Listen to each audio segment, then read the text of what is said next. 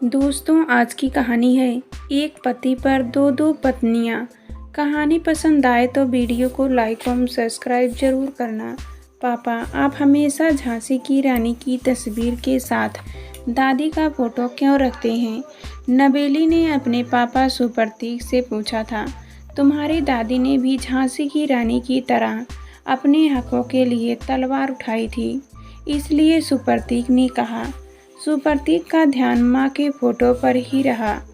चौड़ा सूना माथा, होठों पर मुस्कुराहट और भरी हुई पनियल आँखें। माँ की आँखों को उसने हमेशा ऐसे ही डबडबाई हुई ही देखा था, ताउम्र जो होठों की मुस्कान से हमेशा बेमेल लगती थी। एक बार सुप्रतीक ने देखा था माँ की चमकती हुई काजल भरी आँखों को। तब वह 10 साल का रहा होगा। उस दिन वह जब स्कूल से लौटा तो देखा कि माँ अपनी नर्स वाली ड्रेस की जगह चमकती हुई लाल साड़ी पहने हुई थी और उनके माथे पर ली लाल गोल बिंदी। माँ को निहारने में उसने ध्यान ही नहीं दिया कि कोई आया हुआ है। सुप्रतीक, देखो, ये तुम्हारे पापा, माँ ने कहा था। पापा, मेरे पापा, कहकर सुप्रतीक ने उनकी ओर देखा था। इतने स्मार्ट सूट बूट पहने हुए उसके पापा। एक पल को उसे अपने दोस्त सारे के पापा याद आ गए, जिन्हें देखकर वह कितना तरसा करता था। मेरे पापा तो उन सबसे कई ज़्यादा स्मार्ट दिख रहे हैं। कुछ और सोच पाता कि पापा ने उसे बाहों में भींच लिया। ओ, पापा की खुशबू ऐसी होती है। सुप्रतीक ने दीवार पर टांगे माँ बाप के टांगों की तरफ देखा। जैसे बिना बिंदी माँ का चेहरा कुछ और ही दिखता है, वैसे ही शायद मूछें उगाकर पापा का चेहरा भी बदल गया है। माँ जहाँ फोटो की तुलना में दुबली लगती थी, वहाँ पापा सेहतमंद दिख रहे थे। सुप्रतीक देख रहा था माँ की चंचलता, चपलता और वह खिलखिलाहट। हमेशा शांत सी रहने वाली माँ का यह रूप देखकर वह खुश हो गया था। कुछ पल को पापा की मौजूदगी भूलकर वह माँ को देखने लगा। माँ खाना लगाने लगी। उन्होंने दरी बिछाकर 3 प्लेटें लगाई। सुधा, बेटे का क्या नाम रखा है? पापा ने पूछा था। सुप्रतीक, माँ ने मुस्कुराते हुए कहा, यानी अपने नाम सु से ले कर रखा है, मेरे नाम से कुछ नहीं जोड़ा। पापा हंसते हुए कह रहे थे, सुधा और घनश्याम को मिलाकर भला क्या नाम बनता?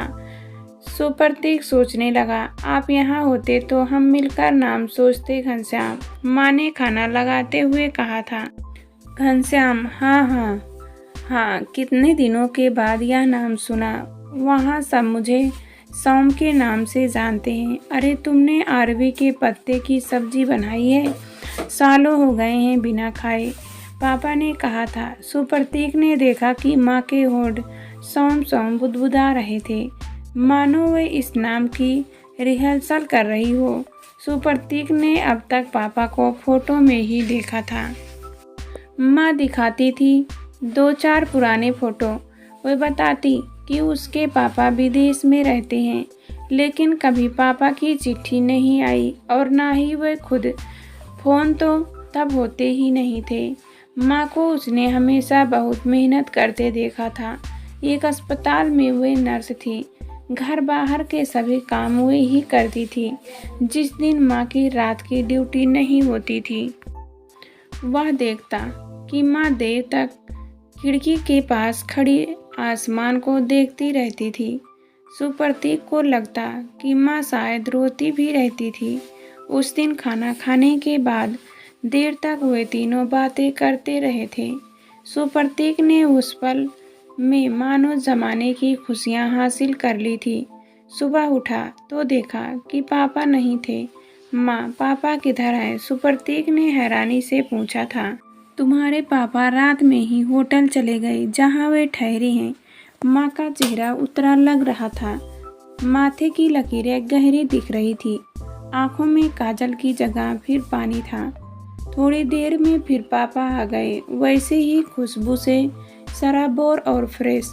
आते ही उन्होंने सुप्रतीक को सीने से लगा लिया। आज उसने भी कसकर भींच लिया था उन्हें।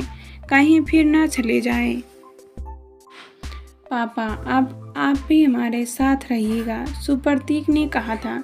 मैं तुम्हें अपने साथ अमेरिका ले जाऊंगा, हवाई जहाज से। वहीं अच्छे स्कूल में पढ़ाऊंगा, बड़ा आदमी बनाऊंगा, पापा बोल रहे थे। सुप्रतीक उस सुख के बारे में सोच सोच कर खुश हुआ जा रहा था। पर तुम्हारी मम्मी नहीं जा पाएगी, वो यहीं रहेंगी। तुम्हारी एक माँ वहाँ पहले से है, नैसीब होटल में तुम्हारा इंतजार कर रही है। पापा को ऐसा बोलते सुन पर सुप्रतीक जल्दी से हटकर सुधा से सटकर खड़ा हो गया था। मैं कल से ही तुम्हारे आने की वजह समझने की कोशिश कर रही थी। एक पल को मैं सच भी समझने लगी थी कि तुम सुबह के भले शाम को घर लौटे हो। जब तुम्हारी पत्नी है तो बच्चे भी होंगे, फिर क्यों मेरे बच्चे को ले जाने की बात कर रहे हो? सुधा अब चिल्लाने लगी थी। एक दिन अचानक तुम मुझे छोड़कर चले गए थे, तब मैं पेट से थी।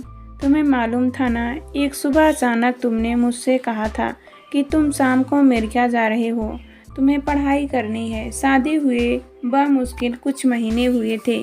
तुम्हारी दहेज की मांग जुटाने में मेरे पिताजी रास्ते पर आ गए थे, लेकिन अमेरिका जाने के बाद तुमने कभी मुझे चिट्ठी नहीं लिखी। मैं कितना भटकी, कहाँ कहाँ नहीं गई कि तुम्हारे बारे में जान सकूं। तुम्हारे परिवार वालों ने मुझे ही गुनाहगार ठहराया। अब क्यों लौटे हो? माँ अब हाँफ रही थी। सुप्रतीक ने देखा कि पापा घुटनों के बल बैठकर सिर झुकाए बोलने लगे थे। सुधा, मैं तुम्हारे गुनाहगार हो सकता हूँ। सच बात यह है कि मुझे अमेरिका जाने के लिए बहुत सारे रुपयों की ज़रूरत थी और इसी की खातिर मैंने शादी की। तुम मुझे जरा भी पसंद नहीं थी।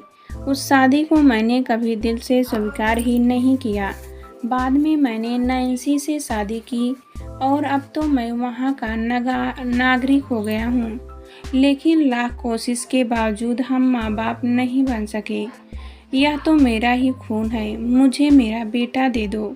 सुधा अचानक काफ़ी बेचैनी लगने लगी थे। पापा, देख रहा हूँ कि तुम इसे क्या सुख दे रहे हो। सीधे सीधे मेरा बेटा मेरे हवाले करो, वरना मुझे उंगली टेढ़ी करनी भी आती है। सुप्रतीक देख रहा था उनके बदलते तेवर और गुस्से को। वह सुधा से और चिपट गया। तभी उसके पापा पूरी ताकत से उसे सुधा से अलग कर खींचने लगे।